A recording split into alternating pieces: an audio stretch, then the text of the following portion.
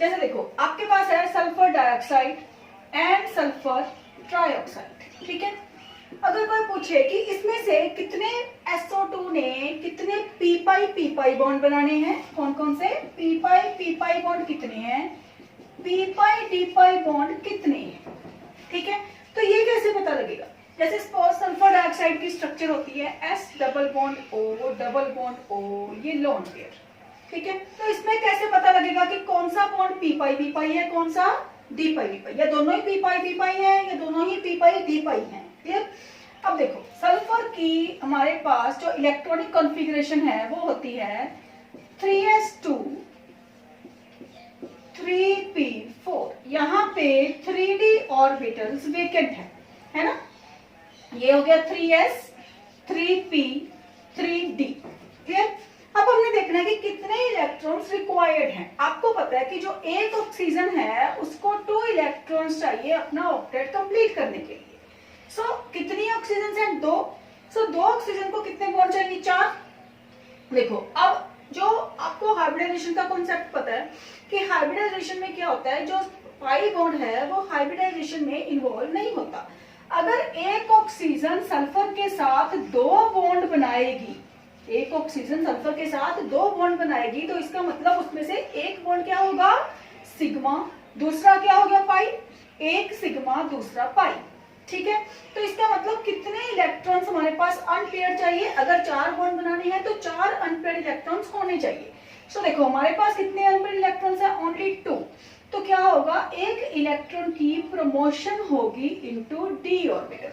तो हाइब्रिडाइजेशन क्या कैसे पता लगेगा कितनी हाइब्रिडाइजेशन है और कौन सा बॉन्ड पाई बॉन्ड बनेगा, कौन सा डबल डी पाई। अब देखो इसके देखनी हमने हाइब्रिडाइजेशन, ठीक है। कितनी ऑक्सीजन है हमारे पास? 2। एक ऑक्सीजन ने यहाँ पे सिग्मा बॉन्ड बनाया, दूसरी ने ऑक्सीजन ने सिग्मा बॉन्ड, पहली ऑक्सीजन का पाई बॉन्ड, दूसरी ऑक्सीजन का पाई बॉन्ड। अब जो पाई बॉन्ड है वो हाइब्रिडाइजेशन में इन्वॉल्व नहीं होता। इसकी हाइब्रिडाइजेशन कितनी होगी? S के और 2 P के, तो इसका मतलब इसकी हाइब्रिडाइजेशन होगी sp2। अब sp2 की जो शेप होती है वो होती है ट्राइगोनल प्लेनर। अब देखो ट्राइगोनल प्लेनर स्ट्रक्चर क्या होती है हमारे पास? SO2 की सिंपल ये वाली सल्फर, एक बॉन्ड यहाँ पे होना चाहिए, दूसरा तीसरा, ये होना चाहिए हमारे पास ट्राइगोनल प्लेनर के लिए। लेकिन क्या है, एक क्या है इसमें लोन पेयर, 2 क्या है बॉन्ड पेयर। सो यहाँ पे हमने क्या शो कर दिया? एक लोन पेयर, ठीक है। सो एक हो गया लोन पेयर और 2 बॉन्ड पेयर। 2 बॉन्ड पेयर में से एक ऑक्सीजन है सिग्मा बॉन्ड, एक ऑक्सीजन है सिग्मा बॉन्ड, दूसरे का पाई भी है। सो ये बन गया पाई बॉन्ड। इसकी वजह से ही जो लोन पेयर है, लोन पेयर की वजह से क्या हुआ कि बॉन्ड एंगल है जो आपने पहले रीड किया हुआ है कि बॉन्ड एंगल है lone pair bond pair repulsion की वजह से बॉन्ड एंगल डिक्रीज हो जाता है, 120 एंगल नहीं रहता, ठीक है।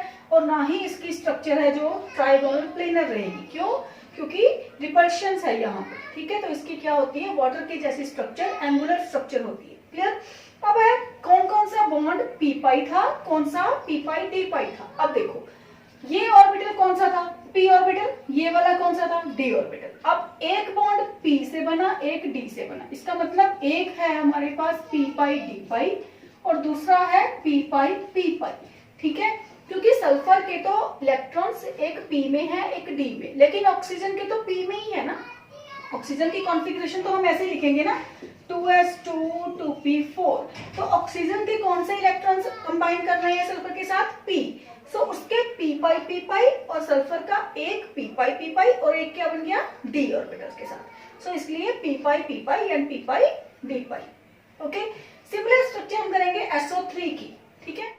अब देखो 3 ऑक्सीजन ने टोटल इलेक्ट्रॉन्स कितने चाहिए बॉन्ड के लिए? 6, ठीक है। इसका मतलब सारे के सारे इलेक्ट्रॉन्स प्रमोशन में पार्टिसिपेट करेंगे, ठीक है। अब जब 6 इलेक्ट्रॉन्स चाहिए, 6 इलेक्ट्रॉन्स में से 3 इलेक्ट्रॉन्स क्या बनाएंगे? सिग्मा बॉन्ड और 3 क्या बनाएंगे? Pi bond. अब पाई बॉन्ड ने हाइब्रिडेशन में इन्वॉल्व नहीं होना, ठीक है। तो देखो इसकी सल्फर की इलेक्ट्रॉनिक कॉन्फ़िगरेशन लिखें 3s2 3p4 एंड 3d, ठीक है। अब देखो 3s इसकी एक्साइटेशन स्टेट क्या होगी? Promotion state. अब इसकी इलेक्ट्रॉन्स की प्रमोशन कैसे दिखाएंगे कि 1 2 3 4 5 6, पहले ये वाला इलेक्ट्रॉन प्रमोट हुआ, फिर ये वाला इलेक्ट्रॉन प्रमोट हो गया। ठीक है, अब देखो 6 इलेक्ट्रॉन्स हो गए। पहले हर एक ऑक्सीजन क्या बनाएगी, सिग्मा बॉन्ड, ये भी बॉन्ड सिग्मा सिग्मा सिग्मा। फिर ऑक्सीजन क्या क्या बनेगा, तीनों ऑक्सीजन का पाई बॉन्ड। क्लियर? सो हाइब्रिडाइजेशन क्या हुई, सेम sp2, क्योंकि एक s का ऑर्बिटल इन्वॉल्व हो रहे हैं, दो p के ऑर्बिटल इन्वॉल्व हो रहे हैं। ठीक है, सो sp2 के बेस पे हमारे पास कैसे बनेगी स्ट्रक्चर, एक सिग्मा दो तीन, और उसके बाद देखो एक पाई दो पाई। ठीक है, तो तीन पाई बॉन्ड बनाने हैं, सो पाई बॉन्ड। क्लियर? अब ध्यान से देखो कि ये क्या है, 3p ऑर्बिटल, 3p में से दो तो सिग्मा बॉन्ड बन गए, एक p ऑर्बिटल क्या बना रहा है ऑक्सीजन के साथ पाई बॉन्ड। तो इसका मतलब एक ने क्या बनाया, p पाई, बाकियों ने क्या बनाया, p पाई d पाई। सो उसमें क्या था, SO2 में एक p पाई एक p पाई d पाई। SO3 में क्या है, एक p पाई और दो p पाई d पाई बॉन्ड। क्लियर? अब उसके पे डिपेंड करता है कि कौन सा लेना है, ये वाला भी हो सकता है, ये वाला भी, ये वाला भी। ठीक है, सो कोई भी हो सकता है। क्लियर? उसी के बेस पे फिर वो रेजोनेटिंग स्ट्रक्चर शो करता है। क्लियर?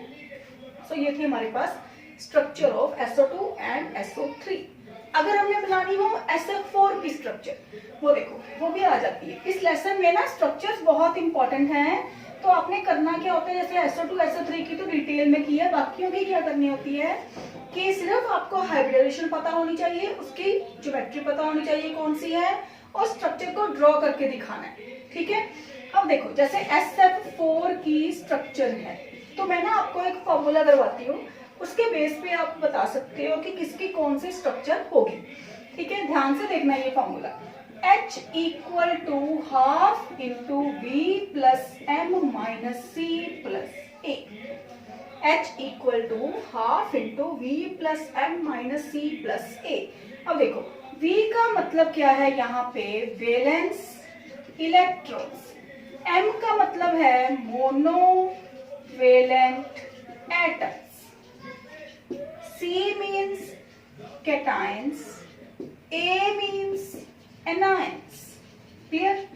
अब देखो हमारे पास क्या है SF4, सपोज हमने इसी की स्ट्रक्चर करनी है, तो सल्फर है जो वो सेंट्रल मेटल एटम है, सेंट्रल मेटल एटम के हमें क्या चाहिए, वैलेंस इलेक्ट्रॉन्स। तो सल्फर के वैलेंस इलेक्ट्रॉन्स कितने हैं, 6, तो हाफ इंटू 6 प्लस मोनोवेलेंट, मतलब जो इसके साथ जुड़े हुए एटम्स उनको देखो, फ्लोरीन है, फ्लोरीन क्या है, फ्लोरीन की वैलेंसी कितनी होती है, -1, तो इसका मतलब ये क्या है, मोनोवेलेंट। मतलब मोनोवेलेंट का मीनिंग हुआ कि जिसकी वैलेंसी -1 है या +1 है।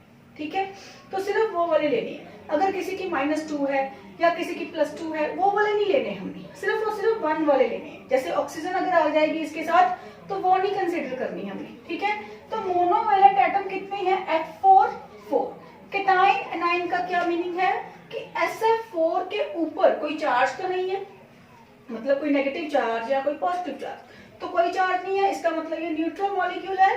सो ये 0 0 हो जाएंगे, ये नहीं पुट करने हमने। ठीक है, तो 6 + 4 कितने हो गए, 10, 10 डिवाइडेड बाय 2 कितना हो गया, 5। तो 5 को कैसे लिखना है, एक S 3 P और एक D।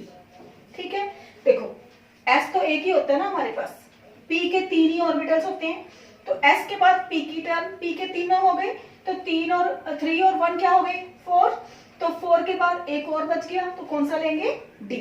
जैसे अगर आई यहाँ पे 6 तो क्या लेंगे, sp3d2। अगर आई 4 तो फिर क्या है, एक S और 3 P। अगर आई 3 तो एक S और 2 P, ऐसे। ठीक है, उस नंबर को ऐसे हमने लिख लेना है। क्लियर? तो कितनी कौन सी हाइब्रिडाइजेशन हो गई, sp3d।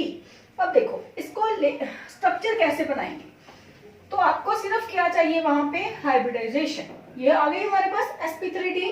तो अब देखो sp3d कैसे होती है कि सल्फर यहाँ पे ऐसे ट्राइगोनल प्लेनर और यहाँ पे एक्सियल बॉन्ड, है ना, ये होती है ना जो जनरल स्ट्रक्चर है, वो एक बार ड्रॉ कर लो। क्लियर?